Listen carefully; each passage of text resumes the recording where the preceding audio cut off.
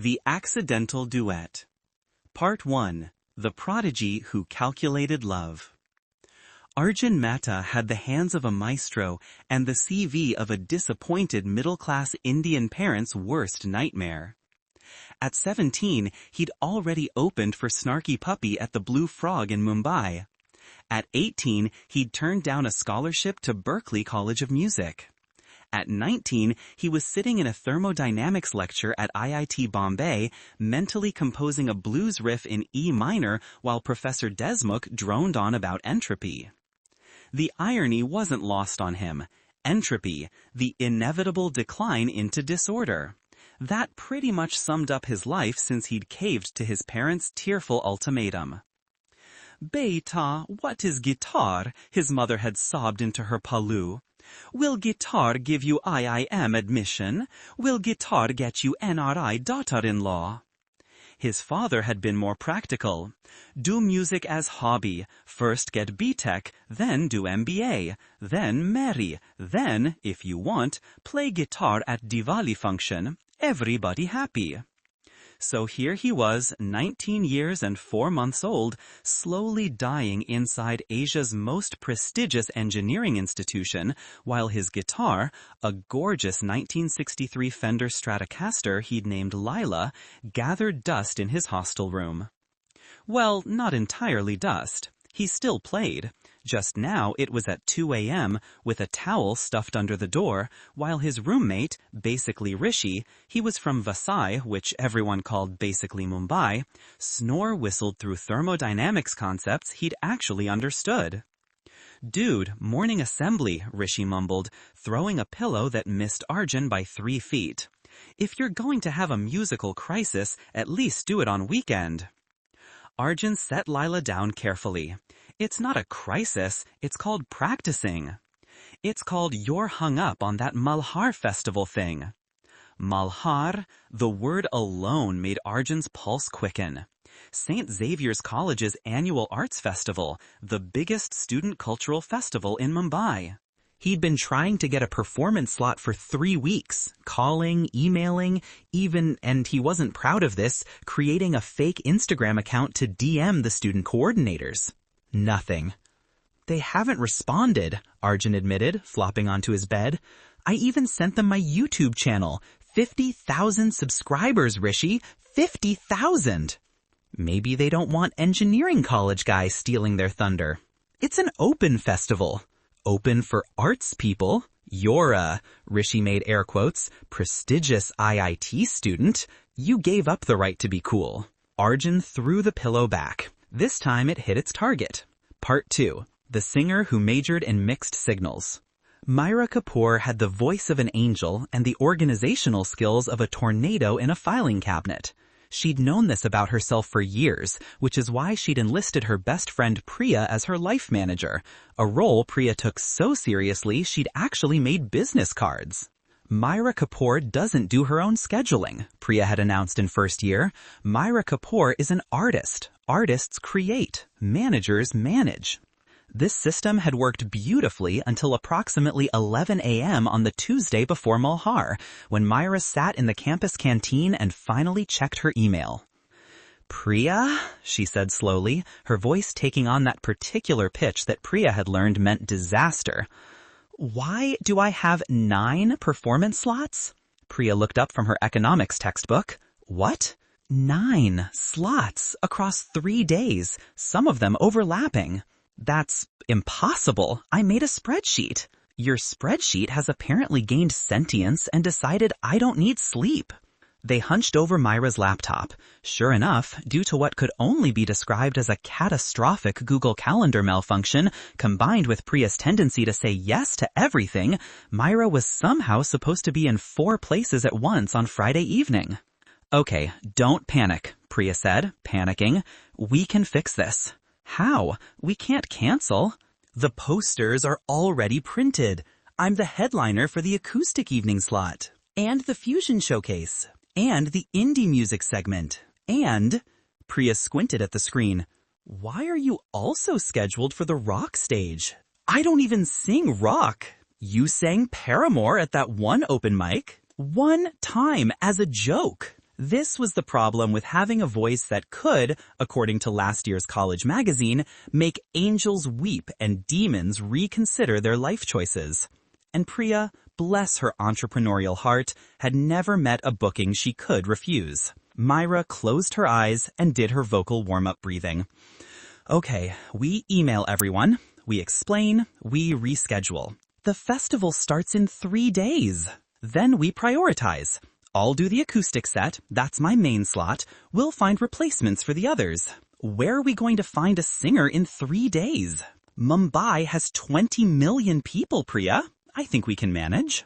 What Myra didn't know, what she couldn't possibly have known, was that at that exact moment, approximately 23 kilometers away in Powai, a guitar prodigy with impeccable timing and terrible luck was finally getting the email he'd been waiting for. Part 3. Reply All. The email arrived at 2 p.m. Arjun was in the middle of a fluid mechanics lab, half-heartedly measuring viscosity coefficients, when his phone buzzed. He ignored it. Then it buzzed again, and again. "Dude, turn it off or check it," said his lab partner, a perpetually stressed mechanical engineering student named Kartik who'd recently started stress-eating raw vegetables. He was currently working through a cucumber like it had personally wronged him. Arjun checked his phone. 3 emails, all from Malhar festival coordinators. His heart did something complicated. The first email was generic. "Thank you for your interest in performing at Malhar. Unfortunately, all slots are currently filled." The second email, sent 7 minutes later, "Previous message sent in error. Are you available Friday evening at 7 p.m. for acoustic set?" The third email, sent 2 minutes after that, "Urgent. Due to scheduling conflict, we can offer you 3 slots across the festival. Please confirm availability ASAP." Arjun looked at Kartik. "I think I'm having a stroke." "Viscosity induced?" "No, happiness induced. They want me to perform 3 times at Malhar." "That's sick, bro. So you're skipping the rest of lab?" Arjun was already packing his bag. What neither Arjun nor Myra knew was that a sleep-deprived festival coordinator named Rohan had accidentally merged their email threads while trying to untangle Myra's scheduling disaster. In his desperate attempt to fix everything, he'd sent Arjun Myra's slot confirmations and Myra an email meant for a backup tabla player. By the time anyone noticed, both of them had confirmed their attendance for Friday evening's acoustic showcase at the Xavier's auditorium. Same time, same stage, same slot. Rohan had discovered the error approximately 11 seconds after sending, spent 10 seconds having a quiet breakdown, then decided to do what any self-respecting college festival coordinator would do: ignore it and hope it somehow worked itself out.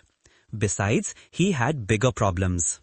The audio equipment for the main stage had been delayed, somebody had accidentally ordered 5,000 samosas instead of 500, and the guest judge for the dance competition had food poisoning. 2 performers showing up for 1 slot? That was future Rohan's problem. Present Rohan needed a nap and possibly a new major. Part 4. The Setup.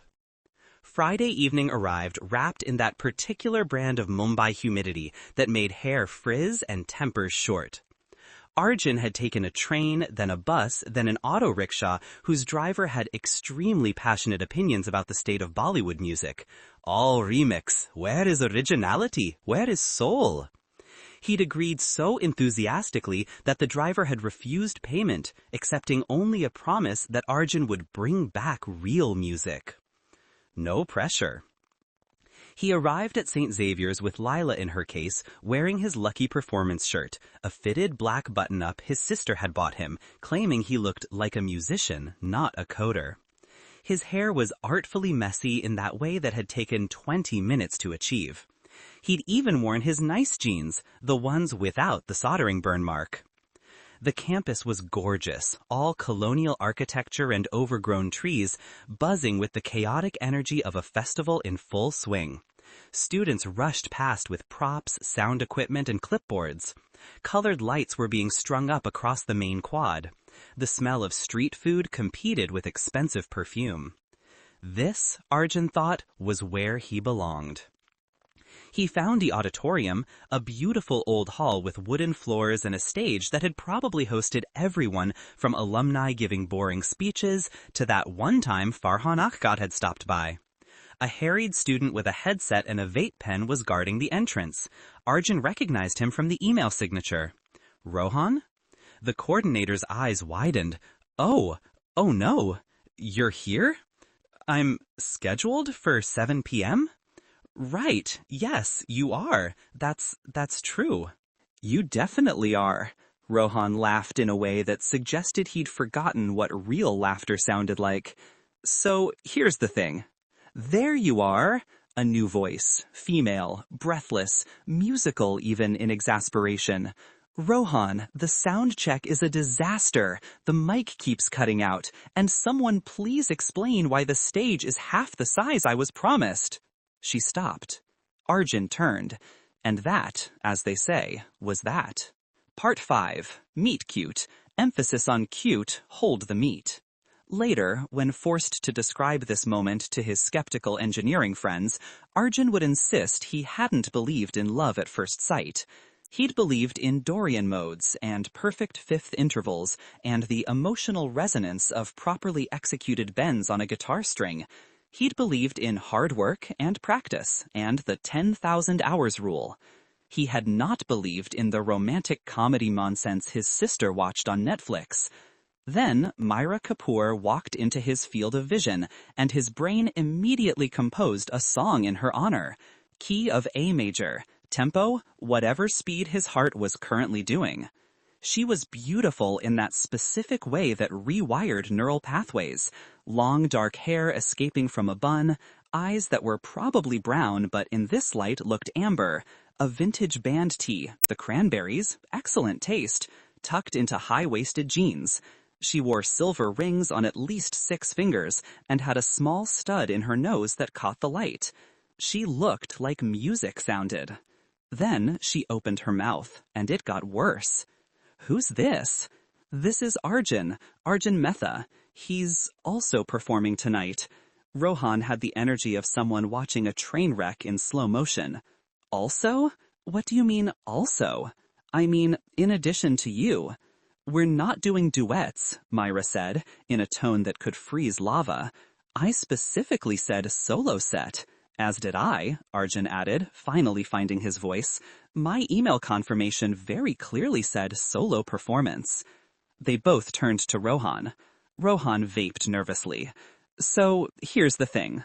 There might have been a tiny, minuscule, barely worth mentioning scheduling error. Define error, Myra said. You're both scheduled for the same slot. Silence. The kind of silence that comes before thunder. I've been promoting this performance for 2 weeks, Myra said quietly. I have friends coming. My parents are coming. My parents never come to my performances. I turned down a department dinner to be here, Arjun countered. Do you know how bad I needed that attendance? I'm already on thin ice for missing morning lectures. Oh, I'm so sorry your IIT problems are interfering with actual artists' work. Actual artists? I have 50,000 YouTube subscribers. Congratulations on your popularity contest. Guys, Rohan stepped between them. Look, we have 1 hour until showtime. We can't cancel. The auditorium is sold out. So here are the options. One of you withdraws gracefully, or, they said simultaneously, or you perform together, do a collaboration, make it a special thing, an impromptu fusion set. They stared at him. Have you lost your mind? Myra asked. I don't even know what she sings, Arjun said. I have a set list, a planned set list, with arrangements and emotional pacing. I can't just improvise with a stranger. Oh, the IIT boy needs his safety night? That's not what I... Okay, Rohan shouted, then quieter. Okay, sound check in 20 minutes. I'll leave you two to... figure it out. There's a practice room backstage. Talk, play, find common ground. or don't, and we'll just have an empty stage and I'll get kicked out of the festival committee. Whatever. He walked away, already on his phone, presumably to manage one of the 17 other crises happening simultaneously. Myra and Arjun looked at each other. "This is insane," Myra said. "Completely insane," Arjun agreed. "I don't collaborate with people I've known for literally 5 minutes. I don't collaborate at all. I'm a solo artist." "Great, so we agree." One of us withdraws. "After you." Her eyes narrowed. "You're seriously not going to be a gentleman about this?" "Gentleman? You just insulted my college and my subscriber count, both of which deserve insulting. Your friend screwed up the scheduling, not mine." They were standing close now, close enough that Arjun could see gold flecks in her eyes and smell her perfume, jasmine and something citrus. Close enough that he noticed her hands were shaking slightly. She was nervous, just as nervous as him. Something in his chest loosened.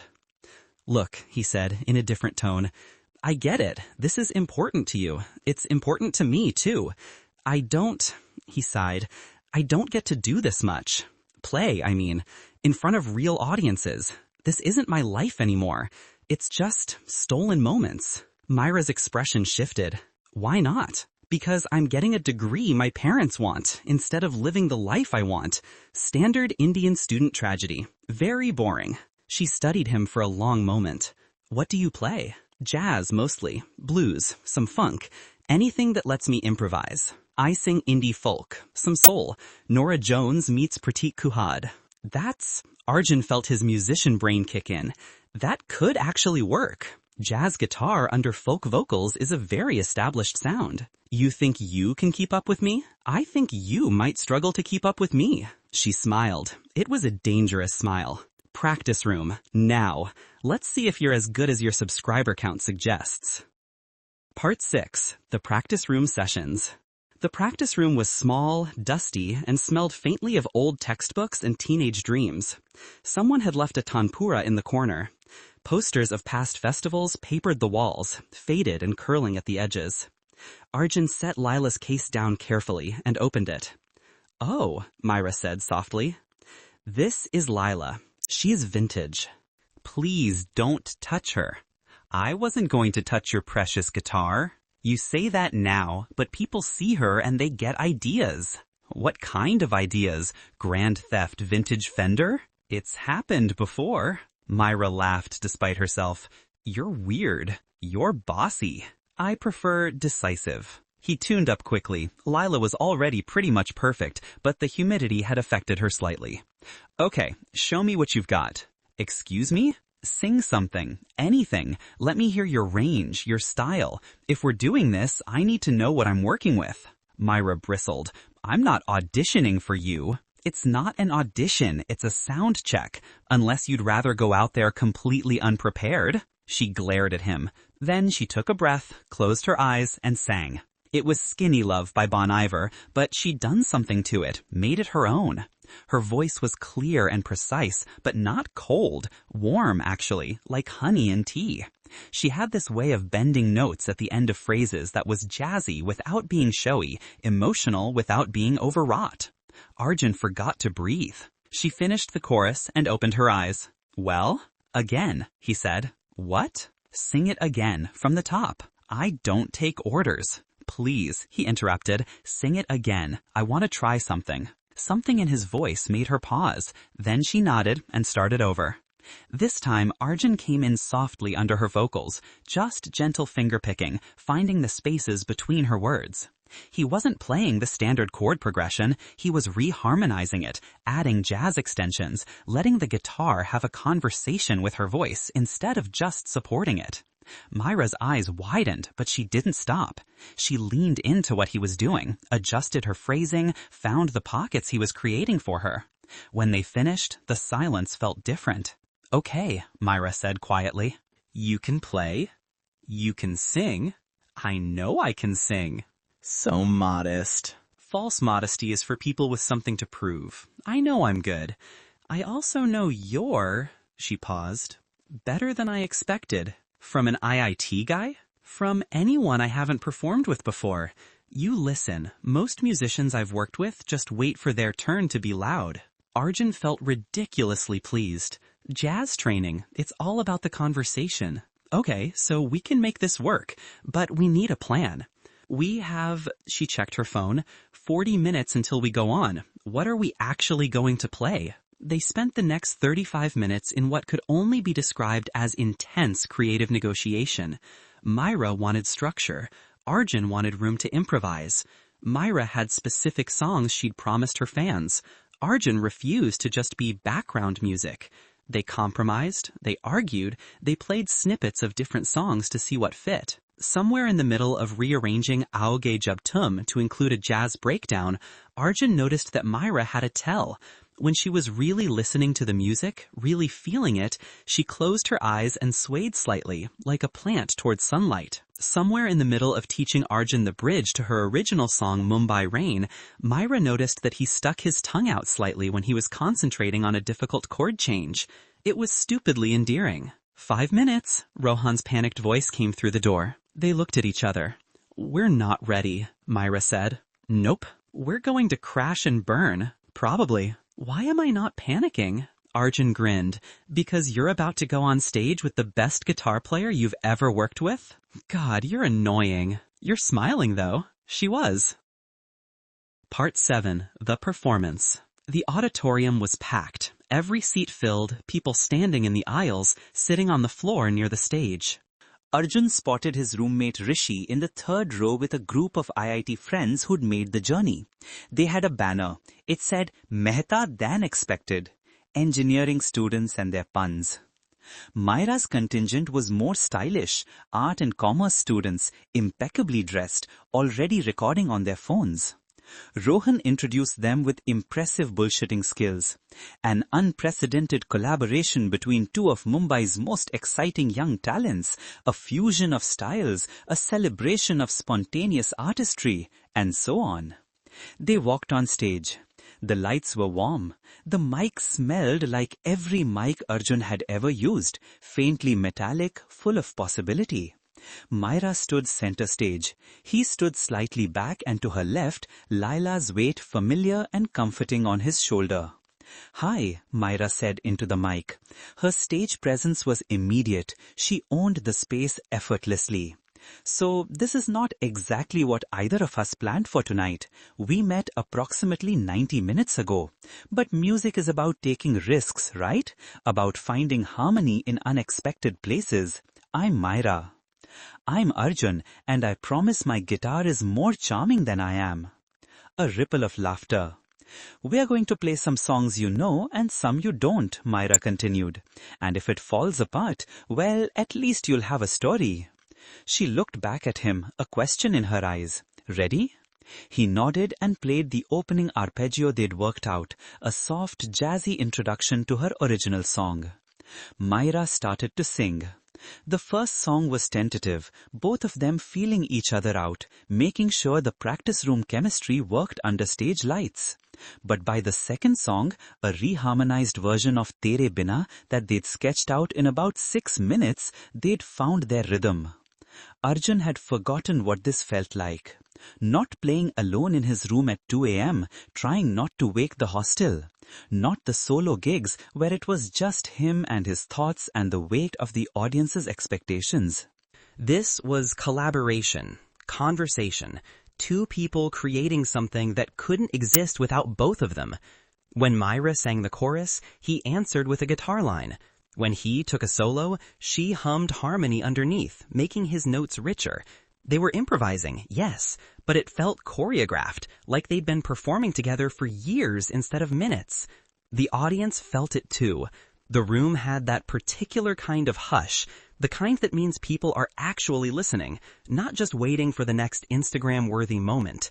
For the fourth song, Arjun suggested something risky, a medley of old Hindi film songs reimagined as a jazz standard. Myra had looked at him like he was insane, but nodded. It shouldn't have worked. Lag Ja Gale, sliding into Tum Hi Ho, reimagined with seventh chords and swing rhythm, Myra's classical training allowing her to navigate the melodic leaps. Arjun's fingers flying across the fretboard in ways that would have made his thermodynamics professor weep for entirely different reasons. The audience erupted, and somewhere in the middle of the applause, Myra turned around, still singing, and looked directly at him, smiled at him. A real smile, not a stage smile, something private, despite the 200 people watching. Arjun's heart did something complicated. They closed with her original song, Mumbai Rain. She'd written it about the city during monsoon season, about loneliness and belonging, about finding home in unexpected places. Arjun added a guitar part that sounded like water on glass, like the particular melancholy of July in the city. The last note hung in the air. Silence. Then the auditorium lost its collective mind. Standing ovation, wolf whistles, someone was crying. Rishi and his IIT contingent were chanting something incomprehensible but supportive. Myra's friends were screaming. They bowed. Myra grabbed his hand for the bow, and even after they straightened up, she didn't let go. Part 8. After. Backstage was chaos.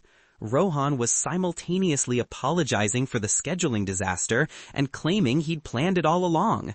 It was a social experiment about spontaneity and art. Other performers wanted to know if they'd collaborate again. Someone from a music magazine asked for an interview. Myra's friend Priya was documenting everything on her phone, already thinking about how to monetize this. Arjun could literally see the rupee signs in her eyes. In the middle of the chaos, Myra pulled Arjun aside. They ended up in the same practice room from before, the door muffling the party that was happening in the main festival area. That was... Myra started. Yeah. I'm not good at collaborating. I'm controlling. I have a vision. I don't trust easily. I noticed. But that, out there, that was... Magic? Arjun supplied. She laughed. I was going to say surprisingly not terrible, but sure, let's go with magic. They sat on the floor, backs against the wall, shoulders touching. Your friends seem nice, Myra said. Is that one guy seriously holding a banner about you? Engineers. They express affection through puns. It's our love language. My friends are already planning our tour. Priya has probably registered a trademark for us. Do we have a band name? Knowing Priya? Absolutely. It's probably terrible. Arjun's phone buzzed. He ignored it. You should check that. Might be important. He looked at her. More important than this? She held his gaze. What is this, exactly? Good question. Arjun tried to think of something smooth, something worthy of the moment. Instead, what came out was, I don't know, but I haven't felt this creatively alive since I gave up Berkeley for IIT. And it's not just the music. It's you. The way you challenge me. The way you listen. The way you look when you're singing. Like you're somewhere else entirely, but also completely present. I met you 2 hours ago, and I already know my life has a before and after. Myra blinked. That was surprisingly articulate for an engineer. I contain multitudes. Clearly. She turned to face him properly. Here's my problem. I'm in my final year. I'm supposed to be focused on my music, on building my career.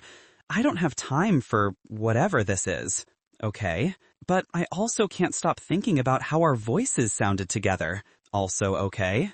And you're annoyingly attractive. Very okay. She laughed. What do you want, Arjun from IIT Bombay? He thought about it. Thought about the careful life he'd constructed.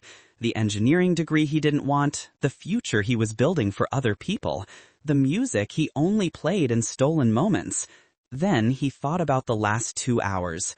I want more of this, he said finally. Whatever this is. I want to write songs with you, fight with you about tempo and key changes, see where this goes, even if it's terrifying and impractical and completely derails my 5-year plan. You have a 5-year plan? Had. It's currently undergoing revisions. Myra leaned closer. I'm difficult. I'm stubborn. I care too much about things most people find boring. My life is chaotic.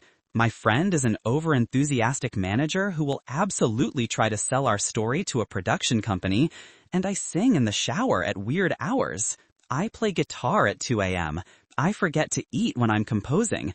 I have to attend placement drives for jobs I don't want.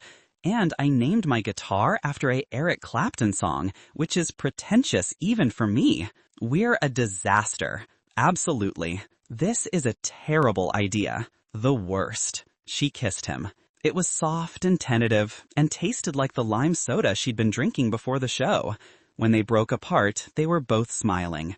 So, Arjun said, same time next week? But weekends work. I'll work around your schedule. Such a gentleman. I'm learning. Priya burst through the door. There you are. People are asking, oh my God. She looked between them. Did you two just... Was that... Oh my God. Privacy, Priya. We talked about this, Myra said, but she was smiling. Right, yes, privacy. Absolutely.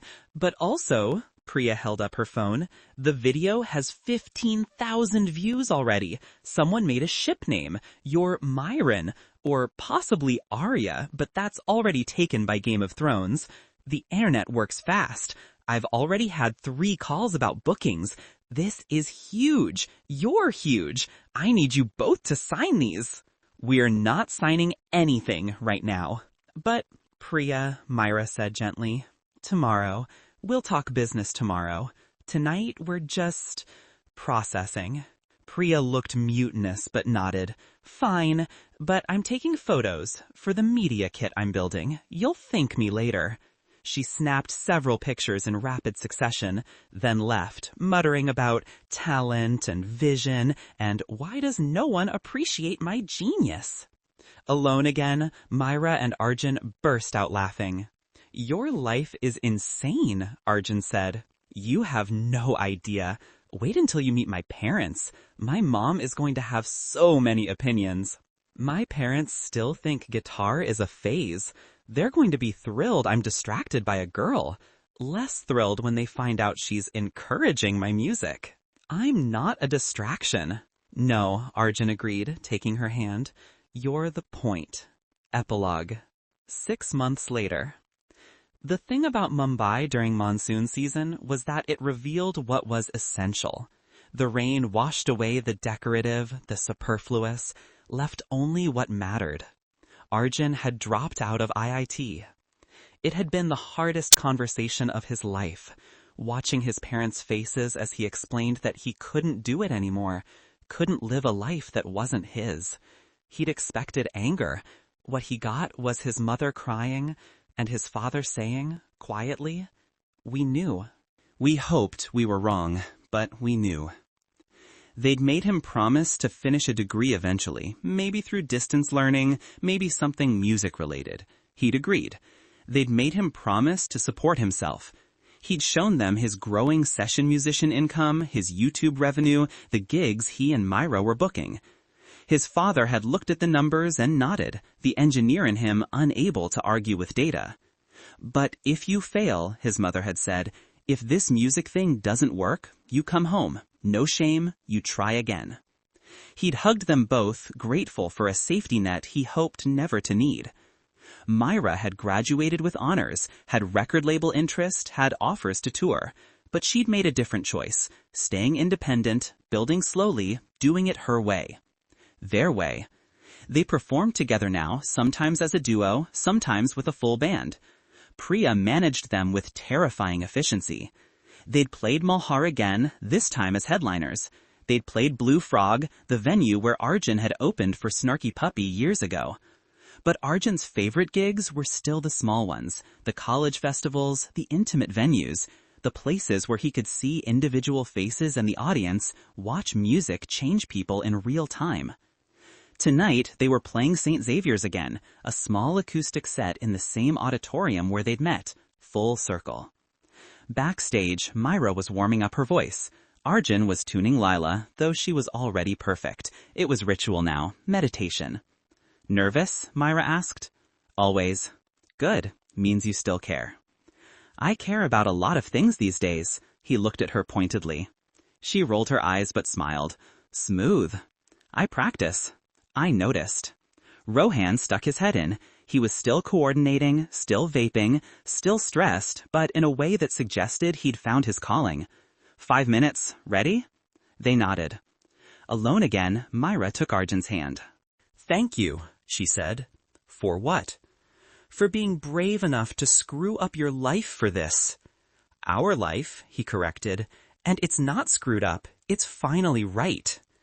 She kissed him, quick and sweet. Let's go make some magic.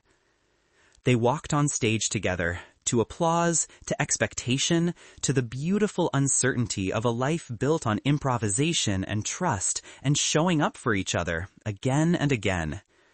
Arjun played the opening notes of their song, the one they'd written together at 3 a.m. in his apartment, the one about double-booked stages and unexpected harmony, and finding your person in the most chaotic possible way. Myra started to sing. And in that moment, with her voice and his guitar having their familiar conversation, with the audience leaning in, and the lights warm, and the future uncertain but theirs, Arjun thought, This was always the point. Not the degree or the safety or the plan, just this, just music, just her. Just the beautiful, terrifying, perfect improvisation of building a life worth living. Outside, the Mumbai rain started, right on cue, like the universe had a sense of timing after all. Inside, they played on. The end.